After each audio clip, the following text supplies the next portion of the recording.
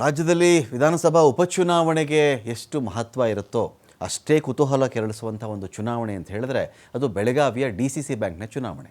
ಈ ಚುನಾವಣೆಗೆ ಅದು ಹಾಗೇನೆ ಅಲ್ಲಿರ್ತಕ್ಕಂಥ ಒಂದಷ್ಟು ಫ್ಯಾಮಿಲಿ ನಡುವೆ ಅಧಿಕಾರದಲ್ಲಿ ತಾನಿರಬೇಕು ಅನ್ನುವ ಒಂದು ಹಠ, ಜಿದ್ದು, ಛಲ ಇಂಥ ವಿಚಾರಗಳಿದೆಯಲ್ಲ, ನನ್ನ ಬಳಿನೇ ಈ ಬ್ಯಾಂಕ್ನ ಅಧಿಕಾರ ಉಳಿಬೇಕು ಅಂಥೇಳಿ ಪಟ್ಟು ಹಿಡಿತಾರಲ್ಲ.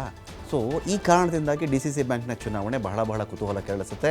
ಸತೀಶ್ ಜಾರಕಿಹೊಳಿ ಮಗಳಾಯಿತು, ಈಗ ಮಗನಿಗೆ ವೇದಿಕೆ ರೆಡಿ ಆಗ್ತಾ ಇದೆ. ಸತೀಶ್ ಜಾರಕಿಹೊಳಿ ಅವರು ತಮ್ಮ ನಂತರದಲ್ಲಿ ತಾವು ಇನ್ನೂ ಗಟ್ಟಿಮುಟ್ಟಾಗಿದ್ದಾಗಲೇ, ರಾಜಕೀಯವಾಗಿ ಪ್ರಭಾವಿಯಾಗಿದ್ದಾಗಲೇ ತಮ್ಮ ಮಗಳನ್ನು ಒಳ್ಳೆ ರೀತಿ ರಾಜಕೀಯದಲ್ಲಿ ಬೆಳೆಸಬೇಕು ಅಂತ ಪಣ ತೊಟ್ಟಂತೆ ಕಾಣಿಸ್ತಾ ಇದೆ.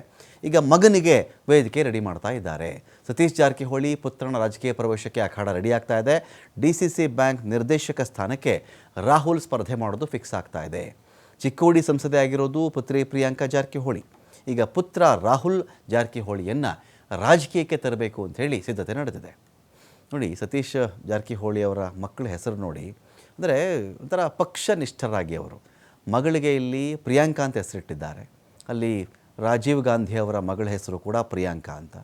ಈ ಕಡೆ ಮಗನಿಗೇನಂತ ಇಟ್ಟಿದ್ದಾರೆ ಅಂದರೆ ರಾಹುಲ್ ಅಂತ ಇಟ್ಟಿದ್ದಾರೆ. ರಾಜೀವ್ ಗಾಂಧಿ ಅವರ ಮಗನ ಹೆಸರು ರಾಹುಲ್ ಗಾಂಧಿ. ಈ ಕಡೆ ಸತೀಶ್ ಜಾರಕಿಹೊಳಿ ಅವರ ಮಗ ರಾಹುಲ್, ಮಗಳು ಪ್ರಿಯಾಂಕಾ. ಆ ಮಟ್ಟದ ಕಟ್ಟರ್ ಫಾಲೋವರ್ಸು ಕಾಂಗ್ರೆಸ್ಗೆ.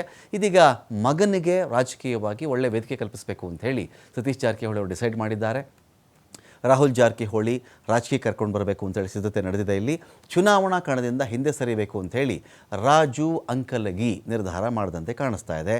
ಜಾರಕಿಹೊಳಿ ಬ್ರದರ್ಸ್ ಪರಮಾಪ್ತ ಹಾಲಿ ನಿರ್ದೇಶಕ ರಾಜು ಅಂಕಲಗಿ. ಆಗ ಅವರಿಂದ ಏನು ದೊಡ್ಡ ವಿರೋಧ ಬರಲ್ಲ. ಈಗ ಅವ್ರ ಮಗನೇ ಬರ್ತಾ ಇದ್ದಾನೆ ಅಂದಾಗ ಇದನ್ನು ಕಂಟೆಸ್ಟ್ ಮಾಡ್ತೀನಿ ಅಂತ ಅವ್ರು ಹೇಳೋಕ್ಕಾಗಲ್ಲ. ಇದೇ ಅಕ್ಟೋಬರ್ ತಿಂಗಳಲ್ಲಿ ಚುನಾವಣೆ ನಡೆಯುತ್ತೆ. ರಾಹುಲ್ ಗೆಲ್ಲಿಸುವ ಜವಾಬ್ದಾರಿ ಹೊತ್ಕೊಂಡಿರೋದು ಬಾಲಚಂದ್ರ ಜಾರಕಿಹೊಳಿ. ಚಿಕ್ಕಪ್ಪನ ಜೊತೆಗೆ ವೇದಿಕೆ ಹಂಚಿಕೊಂಡಿರೋದು ರಾಹುಲ್ ಜಾರಕಿಹೊಳಿ.